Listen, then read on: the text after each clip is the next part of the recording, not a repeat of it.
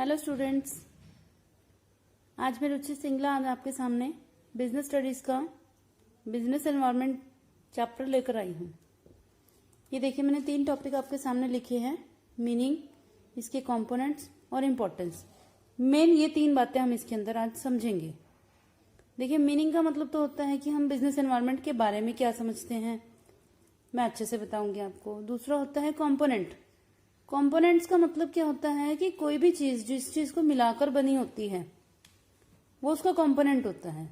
तो business environment किस चीज को मिलाकर बना है तो वो इसके कंपोनेंट्स होंगे।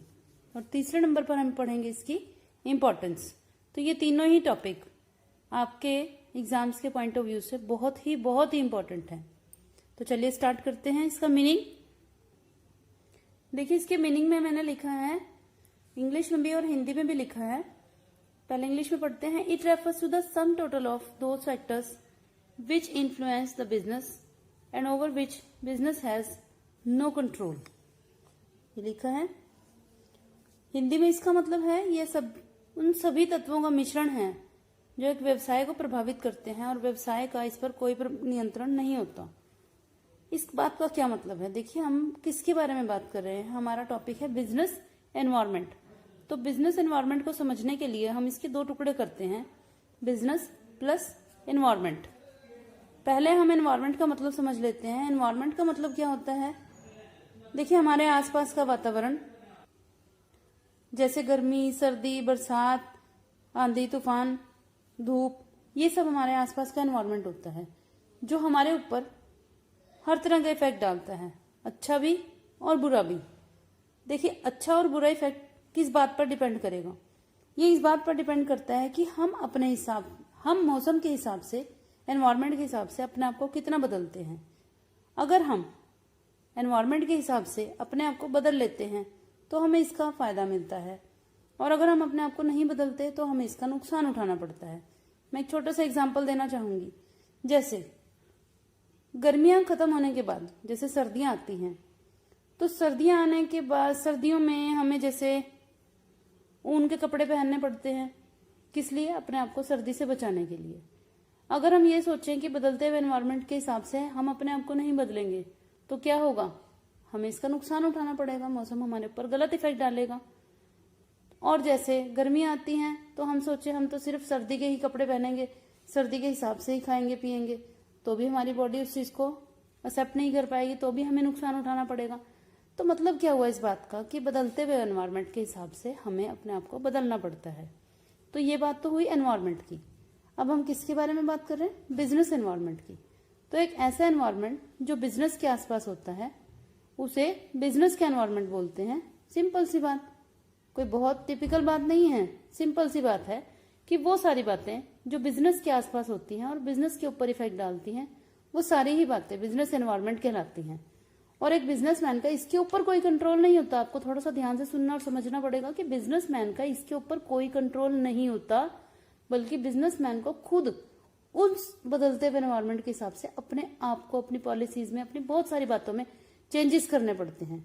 जिस बिजनेसमैन ने अपने काम में चेंजेस कर लिए बदलते हुए एनवायरनमेंट के हिसाब से, वो सक्सेसफुल हो जाएगा। लेकिन जिसने इग्नोर कर दिया वो कभी सक्सेसफुल नहीं हो सकता। हम इसके बारे में अभी आगे भी बहुत सारी बातें करेंगे। इसके हम एग्जाम्पल ले लेते हैं। एग्जाम्पल में हम देखते हैं कि एनवायरनमेंट में आता कौन कौन है। आपको मैं फिर से एक बार दोबारा बता दूं कि एनवायरनमेंट का मतलब क्या होता है कि हर वो चीज, हर वो छोटी से छोटी और बड़ी से बड़ी हर वो चीज जो बिजनेस के ऊपर इफेक्ट डाल रही है वो एनवायरनमेंट में शामिल की जाती है। अब आप खुद भी सोच सकते हैं कि एक बिजनेस है, एक दुकान है, एक फैक्ट्री है, एक बहुत बड़ा बिजनेस है या एक छोटी सी भी दुकानदारी है, उसके ऊपर हर चीज, बहुत सारी ऐसी चीजें होती हैं जो इफेक्ट डालती हैं। जैसे मान लेते हैं कि एग्जांपल है कि जैसे आपके घर के पास कोई राशन की दुकान है।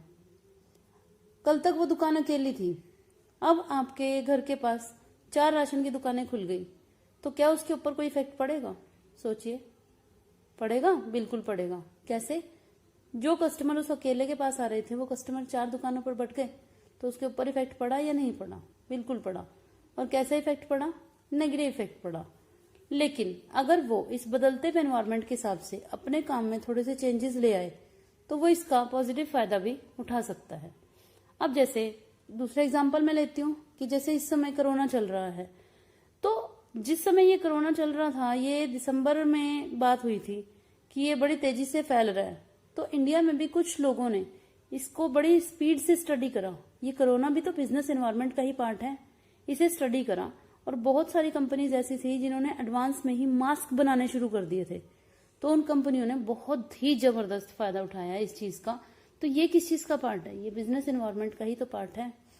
चलिए हम इसकी एग्जांपल लेते हैं। इसके एग्जांपल में कौन कौन आते हैं जो बिजनेस के ऊपर इफेक्ट डालते हैं। देखिए, मैंने जो एग्जांपल आपको बताया, इसके बेस पर आप बहुत सारे एग्जांपल खुद ही क्रिएट कर सकते हैं। फिर भी मैं बता देती हूँ। जैसे कस्टमर होते हैं, क्या वो हमारे बिजनेस पे इफेक्ट डालते हैं या नहीं डालते हैं? भाई, अगर ज्यादा कस्टमर आ रहे हैं तो हमें बेनिफिट होगा, और अगर हमारे कस्टमर टूट रहे हैं, किसी और के पास जा रहे हैं, तो भी हमारे बिजनेस पर इफेक्ट पड़ेगा। मैंने कहा ना, अच्छा भी पड़ सकता है और बुरा भी। ये कुछ हद तक बिजनेसमैन की पॉलिसीज पे डिपेंड करता है।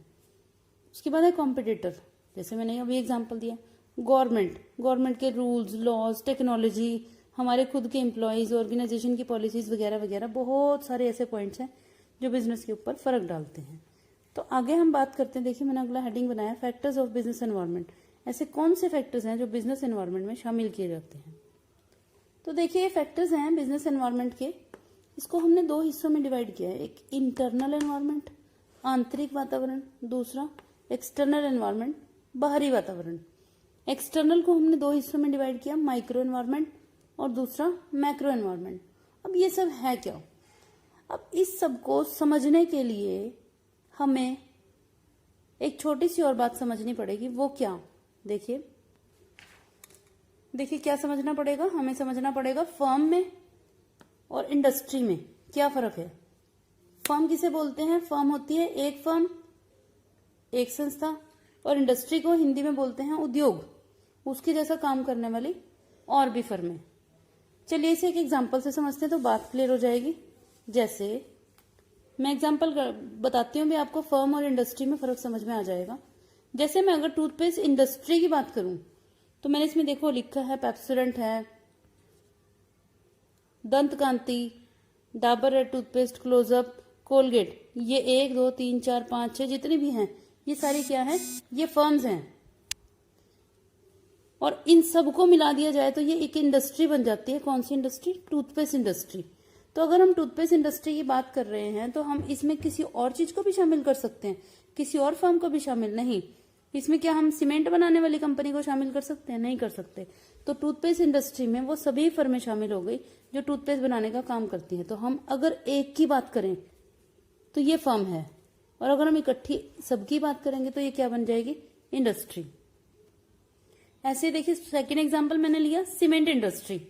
तो जो बिरला है वो भी सीमेंट बनाता है, श्री लक्ष्मी वो भी सीमेंट बनाता है, बांगर, जेके सुपर, ये सब सीमेंट बनाते हैं। तो ये एक एक हैं, ये फर्म्स हैं, और सबको इकट्ठी बात करें तो ये सीमेंट इंडस्ट्री है। अब आप सोच रहे होंगे कि ये बात मैंने आपको क्यों बताई। अभी देखिए, ये देखिए मैंने एक छोटा सा डायग्राम बनाया आपके सामने। इसका क्या मतलब है? ये मैंने बीच में बनाया है इंटरनल एनवायरनमेंट। ये जो दूसरा गोला लगाया है ये आपका यहां से लेके ये भी एक्सटर्नल एनवायरनमेंट है और ये भी एक्सटर्नल एनवायरनमेंट है। तो इसका थोड़ा सा मतलब हम समझ लेते हैं कि जो ये बीच में है ये इंटरनल एनवायरनमेंट है। हम मान लेते हैं कि इसके बीच बीच में ये जो फर्म है, आपका बिजनेस है, उसके बीच का एनवायरनमेंट है। उसका एनवायरनमेंट, उसके अंदर का एनवायरनमेंट जो है वो आपका इंटरनल एनवायरनमेंट कहलाता है। हम इसको थोड़े से एक दूसरे एग्जांपल से अगर रिलेट करें तो बात आप समझ जाएंगे। जैसे एक हमारी बॉडी होती है, हमारी बॉडी पे बाहर का एनवायरनमेंट तो फर्क डालता है, लेकिन क्या हमारी बॉडी के जो अंदर का जो स्ट्रक्चर है, क्या वो हमारे ऊपर फर्क नहीं डालता कि हमारा इम्यून सिस्टम कैसा है, हमारा डाइजेशन कैसा है? तो जो एनवायरनमेंट हमारी बॉडी के अंदर है वो हमारा इंटरनल एनवायरनमेंट है। ऐसे ही एक एनवायरनमेंट होता है बिजनेस के अंदर, वो बिजनेस का इंटरनल एनवायरनमेंट होता है। इसमें कौन कौन आते हैं? उसके एम्प्लॉयज आ जाते हैं। देखो ये मैंने ब्लू पेन से लिखा हुआ है, जो ये इसके इंटरनल एनवायरनमेंट के कंपोनेंट्स हैं। एम्प्लॉयज हो गए, ऑर्गेनाइजेशन की पॉलिसीज हो गई, ऑर्गेनाइजेशन की मैनेजमेंट हो गई, और भी बहुत सारी बातें जो इंटरनल लेवल पर उससे रिलेट करती हैं, ये सब इंटरनल एनवायरनमेंट में आती हैं। और जो यहाँ से बाहर का है, अंदर से जो बाहर का है, वो सारा एनवायरनमेंट एक्सटर्नल है। देखो मैंने एरो लगाया, एक्सटर्नल एनवायरनमेंट। लेकिन एक्सटर्नल एनवायरनमेंट भी आगे दो हिस्सों में बटा हुआ है, एक देखो ये पास का, एक ये दूर का। यहाँ ये बात आप थोड़ा सा ध्यान से समझ लीजिए, इसका क्या मतलब है। देखिए ये जो ये गोला बनाया मैंने, ये है माइक्रो एनवायरनमेंट और ये है मैक्रो एनवायरनमेंट। मैं फिर से रिपीट करूंगी बात को कि चाहे माइक्रो एनवायरनमेंट हो चाहे मैक्रो एनवायरनमेंट हो, ये दोनों ही एक्सटर्नल एनवायरनमेंट है, ये दोनों ही बाहर के एनवायरनमेंट है। इंटरनल एनवायरनमेंट में देखिए माइक्रो एनवायरनमेंट में कस्टमर, सप्लायर, कॉम्पिटिटर और पब्लिक आते हैं। ये कौन होते हैं? देखिए कुछ फैक्टर्स ऐसे होते हैं जो खाली फर्म पे इफेक्ट डालते हैं और कुछ ऐसे होते हैं जो पूरी इंडस्ट्री पे फर्क डालते हैं। तो जो खाली फर्म पे इफेक्ट डालेंगे वो तो आएंगे आपके माइक्रो एनवायरनमेंट में, और जो पूरी इंडस्ट्री पे फर्क डालेंगे वो आएंगे मैक्रो एनवायरनमेंट में। अब देखिए इस बात को समझने के लिए देखिए टूथपेस्ट मैंने आपके सामने रखी है। ये क्या बात समझाने के लिए, देखो टूथपेस्ट आपको नजर आ रही है, इस पे ये ग्रीन कलर की लाइन भी नजर आ रही होगी, दिस वन, ये ग्रीन कलर की लाइन आपको नजर आ रही है। तो ये जो है, ये क्या सभी टूथपेस्ट पर ग्रीन कलर की होती है? कभी आपने ध्यान किया है? नहीं, किसी पर ब्लू कलर की भी मिलेगी, किसी पर ब्लैक कलर की भी मिलेगी, ये ग्रीन कलर की भी होती है। तो ये किस लिए ऐसी होती है, ये क्या इंडिकेट करती है? देखिए गवर्नमेंट का ये रूल है कि अगर कोई भी टूथपेस्ट बनाने वाली कंपनी है, कोई भी फर्म जो टूथपेस्ट बनाएगी, अगर वो अपने टूथपेस्ट को हर्बल प्रोडक्ट से बना रही है, नेचुरल प्रोडक्ट से बना रही है, तो वो ग्रीन डॉट तब, ये ग्रीन लाइन तभी लगा सकती है जब वो हर्बल प्रोडक्ट से बना रही है।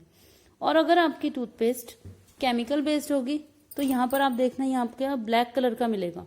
अगर आप में से कोई क्लोजअप यूज करता है तो आपको यहाँ ब्लैक कलर का लाइन आपको मिलेगी, और कुछ टूथपेस्ट में आपको ये लाइन जो है वो ब्लू कलर की भी मिलेगी। ये किस लिए होती है? क्योंकि अगर आपकी टूथपेस्ट मेडिसिनल है तो वो आपको ब्लू कलर की मिलेगी। तो ये जो रूल है गवर्नमेंट का, ये क्या एक टूथपेस्ट के लिए वह है, खाली डाबर रेड के लिए है? नहीं, सभी के लिए है।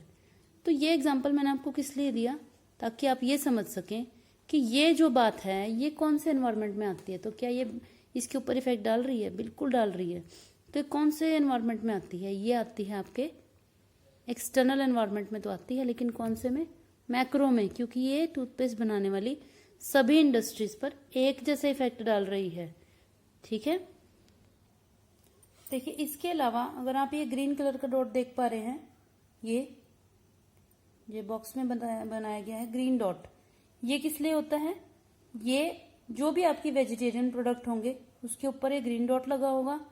अगर ये डॉट रेड कलर का है तो ये नॉन वेजिटेरियंस के लिए होता है। ये भी गवर्नमेंट की तरफ से सभी के ऊपर अप्लाई होता है, सभी प्रोडक्ट्स के ऊपर अप्लाई होता है। जो भी टेबल प्रोडक्ट्स होते हैं, एडिबल प्रोडक्ट्स होते हैं, उनके ऊपर अप्लाई होता है। तो ये भी आपका मैक्रो एनवायरनमेंट में आता है। तो ये जो टूथपेस्ट का मैंने आपको एग्जांपल दिया, ये तो आपका आता है मैक्रो एनवायरनमेंट में, जो कि मैंने यहाँ बताया है। अब माइक्रो में कौन सा एनवायरनमेंट आएगा?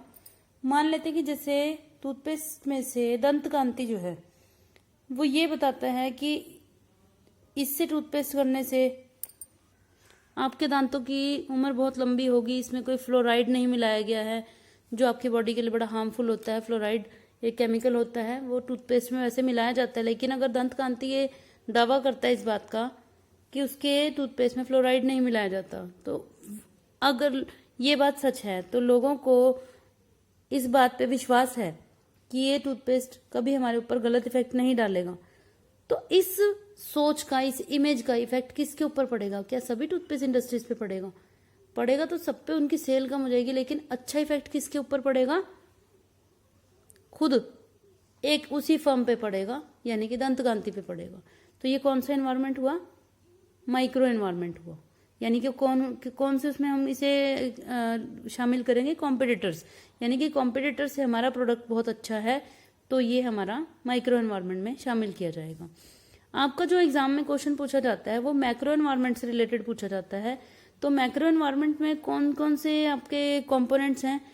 तो आपके कंपोनेंट्स जो हैं वो 5 हैं। तो मैंने 5 को इजी तरीके से लर्न करने के लिए एक वर्ड लिख दिया यहाँ पर, PLEST, प्लेस्ट। एक छोटा सा वर्ड आपको याद करना है, प्लेस्ट, PLEST। आपको शायद सुनते ही याद भी हो गया होगा। अब ये प्लेस्ट क्या है देखते हैं। देखिए प्लेस्ट का क्या मतलब है, एक्सटर्नल एनवायरनमेंट में जो मैक्रो एनवायरनमेंट है वो इसको मैंने 5 टुकड़े कर दिए, PLEST। अब P से क्या है, पॉलिटिकल एनवायरनमेंट, L से लीगल एनवायरनमेंट, E से इकोनॉमिक एनवायरनमेंट, S से सोशल एनवायरनमेंट, T से टेक्नोलॉजिकल एनवायरनमेंट। इसके मैंने नाम हिंदी में भी लिख दिए हैं। अब इनको थोड़ा थोड़ा समझ लेते हैं हम। पॉलिटिकल एनवायरनमेंट का मतलब होता है कि जो सरकार चेंज हो जाने की वजह से बिजनेस के ऊपर इफेक्ट पड़ता है, वो आपका पॉलिटिकल एनवायरनमेंट में आता है। कि नई नई गवर्नमेंट आती है, अपनी नई नई पॉलिसीज लेकर आती है। कि जैसे मोदी सरकार ने 2016 में नोटबंदी कर दी थी, तो क्या उसका बिजनेस पे इफेक्ट नहीं पड़ा? पड़ता है, बहुत अच्छा बुरा हर तरह का इफेक्ट पड़ा है। देखो एल से लीगल एनवायरनमेंट। लीगल एनवायरनमेंट में क्या सब आता है, वैधानिक वातावरण, जो कि गवर्नमेंट जो भी रूल्स रेगुलेशंस बनाती है वो सब बिजनेस के ऊपर अच्छे बुरे इफेक्ट डालते हैं। जैसे गवर्नमेंट ने फिक्स कर दिया कि इतने रुपए से कम में आप मिस्त्री मजदूर नहीं लगा सकते, तो ये जो है बिजनेस के ऊपर इफेक्ट डालता है। चाइल्ड लेबर नहीं कराई जा सकती। ये कानून पास होने से पहले लोग चाइल्ड लेबर कराते थे, उनको बच्चों को जितने मर्जी में काम करा लेते थे, लेकिन अब ऐसा पॉसिबल नहीं है। तीसरा है economic environment. Economic environment actually आपका एक काफी बड़ा टॉपिक है, तो ये आपको एक नेक्स्ट वीडियो में मैं पूरा कंप्लीट करके समझाऊंगी। इकोनॉमिक एनवायरनमेंट वैसे क्या होता है, आर्थिक वातावरण जो देश में आपका इकोनॉमिक सिस्टम, इकोनॉमिक पॉलिसी और इकोनॉमिक आपकी कंडीशंस को मिलाकर बनता है, वो इकोनॉमिक एनवायरनमेंट होता है। ऐसे हो गए सोशल एनवायरनमेंट। सोशल एनवायरनमेंट मतलब सामाजिक वातावरण, समाज में आजकल क्या चल रहा है, समाज की सोच किस तरह की है, आप समाज के हिसाब से अपने बिजनेस को चेंज कर पाते हैं या किस तरह से उसको समझ पाते हैं, ये सारी बातें भी आपके सोशल एनवायरनमेंट में शामिल होती हैं। टी से टेक्नोलॉजिकल एनवायरनमेंट।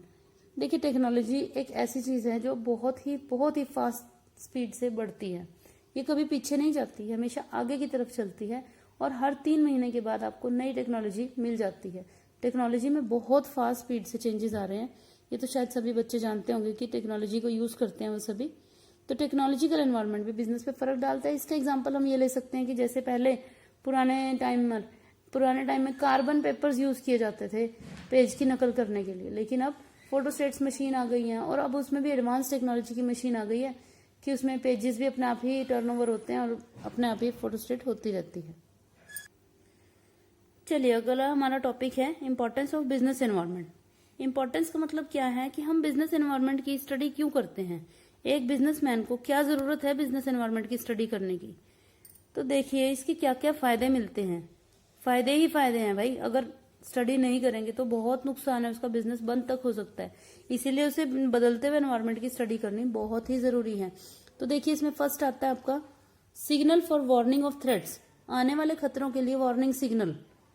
इसका मतलब क्या होता है, छोटे से एग्जांपल है कि जैसे मान लेते हैं कबूतर है, उसको सामने से बिल्ली खाने के लिए आ रही है और वो बिल्ली को देखकर अपनी आंखें अगर बंद कर ले, वो किस सोच से आंखें बंद करता है कि वो बिल्ली शायद उसे देख नहीं रही, लेकिन असली में क्या है कि बिल्ली उसे देख रही है, वो बिल्ली को नहीं देख रहा। और होता क्या है, बिल्ली आती है और उसे खाकर चली जाती है। तो ये बात मैंने ये कहानी क्यों सुनाई आपको, ये इसलिए बताई क्योंकि आने वाले खतरों को इग्नोर करके बिजनेस में कभी आगे बढ़ा नहीं जा सकता। आने वाले खतरों की, अपॉर्चुनिटीज की स्टडी करी जानी बहुत ही जरूरी है।